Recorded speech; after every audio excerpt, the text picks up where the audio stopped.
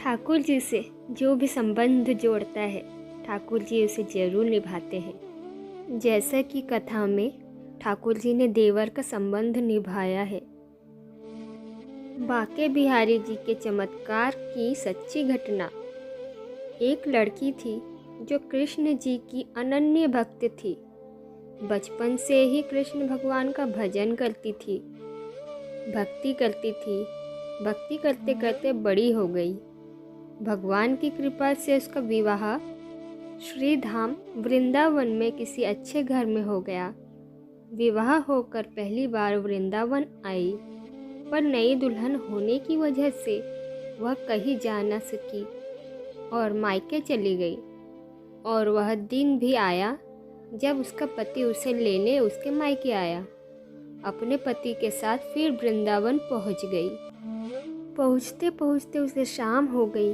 पति वृंदावन में यमुना किनारे रुक कर कहने लगा, देखो शाम का समय है, मैं यमुना जी में स्नान करके अभी आता हूँ।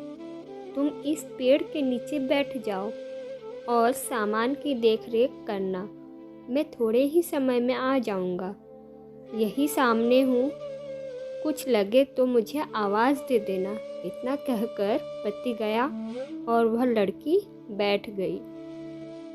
अब एक हाथ लंबा घूंघट निकाल रखा है, क्योंकि गांव है, ससुराल है, और वहीं बैठकर मन ही मन विचार करने लगी कि देखो बांके बिहारी जी की कितनी कृपा है। उन्हें मैंने बचपन से भजा और उनकी कृपा से मेरा विवाह भी श्री धाम वृंदावन में हो गया। मैं इतने वर्षों से ठाकुर जी को मानती हूँ, परंतु अब तक उनसे कोई रिश्ता नहीं जोड़ा। फिर सोचती है ठाकुर जी की उम्र क्या होगी, लगभग 16 वर्ष के होंगे।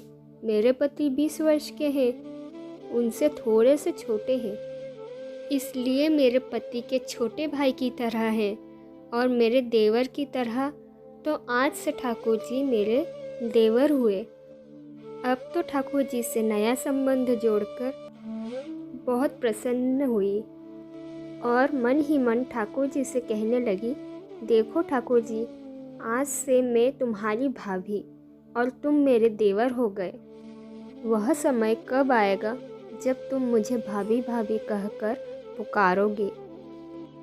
इतना सोच रही थी तभी एक 10 से 15 वर्ष का बालक आया और उस लड़की से बोला, भाभी भाभी। लड़की अचानक अपने भाव से बाहर आ गई और सोचने लगी कि वृंदावन में तो मैं नई आई हूँ, यह भाभी कहकर कौन बुला रहा है। नई थी इसलिए घूंघट उठाकर नहीं देखा कि गांव के किसी बड़े बूढ़े ने देख लिया तो बड़ी बदनामी होगी। अब बालक बार बार कहता, पर वो उत्तर नहीं देती। बालक पास आया और बोला, नेक अपना चेहरा तो दिखाई दे।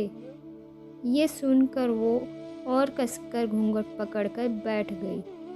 फिर उस बालक ने जबरदस्ती घूंघट उठाकर देख लिया।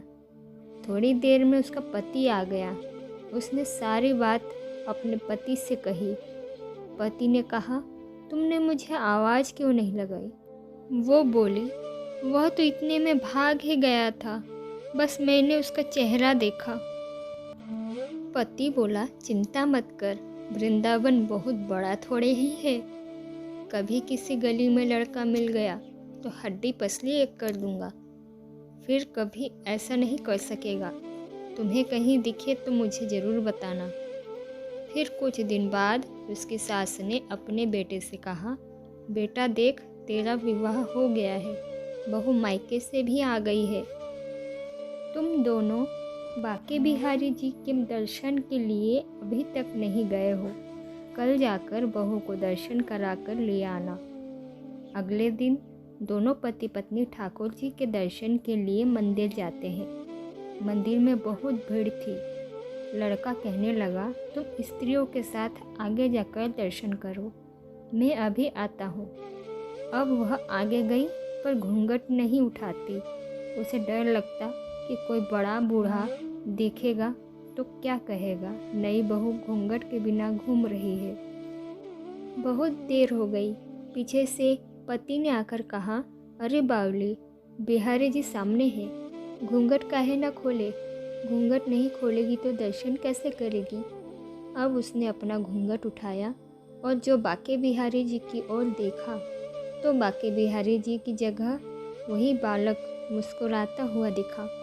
तो एकदम से चिल्लाने लगी, जल्दी आओ। पति पीछे से भागा भागा आया और कहने लगा, क्या हुआ क्या हुआ।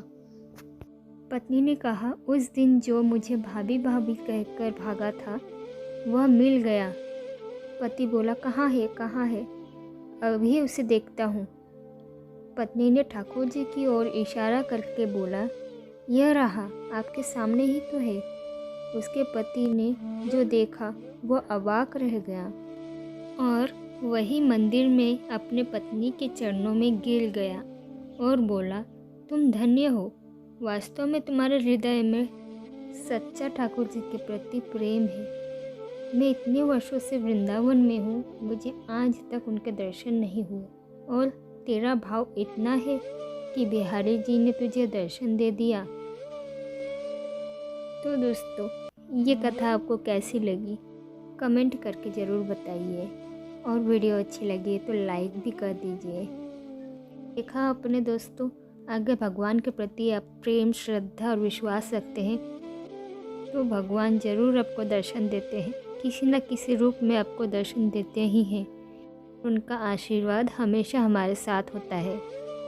अगर ऐसी ही सच्ची घटनाओं को आगे आप देखना चाहते हैं तो मेरे चैनल को सब्सक्राइब कर लीजिए और बेल आइकन को प्रेस कर दीजिए ताकि मैं जब भी वीडियो अपलोड करूं सबसे पहले आप तक पहुंच जाया करे। धन्यवाद। जय श्री कृष्णा।